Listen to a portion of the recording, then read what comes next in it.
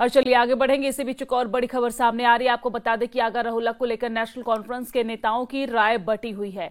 और आपको जानकारी दे दें कि एक तरफ तो डिप्टी सीएम जो सुरेंद्र चौधरी हैं, उन्होंने तीखा हमला कर रहे हैं और कह रहे हैं कि पार्टी प्रवक्ता, उन्होंने कहा कि किसी आगा को वो नहीं जानते। तो वहीं दूसरी तरफ पार्टी प्रवक्ता तनवीर सादिक ने आगा को फिर से फैसले पर विचार करने को कहा है। तनवीर सादिक ने कहा है एक्स पर लिखते हुए कि वो अपना फैसला पुनर्विचार करे। तनवीर सादिक ने यह भी कहा है कि सांसद श्रीनगर पार्टी के वरिष्ठ नेता हैं और उम्मीद है कि वो चुनाव प्रचार में शामिल होंगे।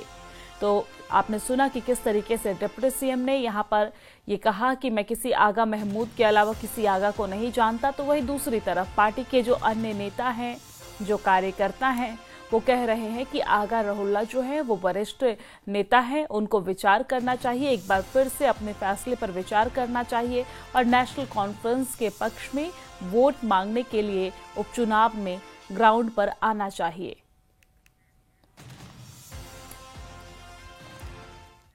नगरोटा से एनसी उम्मीदवार शमीम बेगम ने जम्मू के डिप्टी कमिश्नर कार्यालय में अपना नामांकन पत्र दाखिल किया है। उनके साथ डिप्टी सीएम सुरेंद्र चौधरी और जावेद अहमद राणा और साथ ही साथ सतीश शर्मा भी मौजूद रहे। नामांकन पत्र दाखिल करने के बाद शमीम बेगम ने पार्टी नेतृत्व को उन्हें जनादेश देने के लिए धन्यवाद दिया।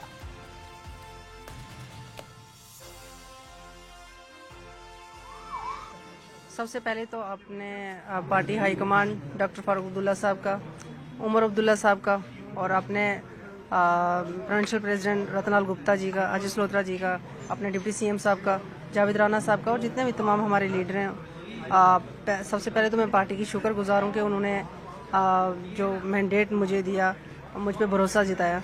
और दूसरा मैं लोगों से ये अपील करना चाहती हूँ कि जिस तरीके से मैंने 5 साल एज ए डीडीसी अपने लोगों में काम किया है और अगर वो इसमें मुझे आगे सपोर्ट करते हैं तो मैं कोशिश करूंगी कि उससे भी ज़्यादा बेहतर उनके लिए काम कर सकूं।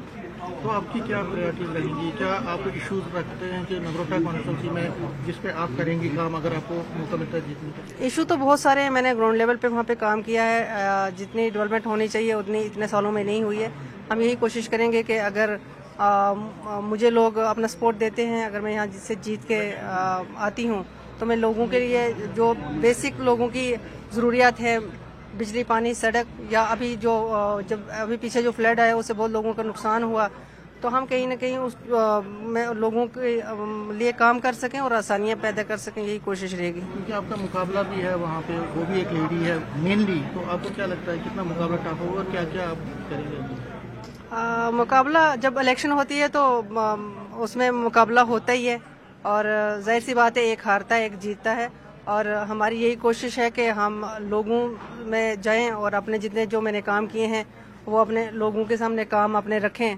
जो मैंने दो मेरे ब्लॉक थे जिसमें मैं एज ए डीडीसी काम किया है और जो दूसरे मेरे लिए नए हैं, मैं वहाँ के लोगों को भी मैं ये अपील करूंगी कि आप पहले एक बार मेरे उस एरिया में आके मेरे काम देखें और मेरी जो मैंने 5 साल दिए लोगों में, तो उस हिसाब से लोगों को मैं अपील करूंगी कि उस हिसाब से मेरे काम को देखकर मुझे वक्त कम है आपके पास, क्या आपको लगता है कितनी जीत की उम्मीद है? वक्त तो कम है, अभी 15 दिन है, लेकिन जिनको मैं यही लोगों से अपील करूंगी कि वक्त भी कम है और आप ज्यादा से ज्यादा सपोर्ट करें। बहुत शुक्रिया।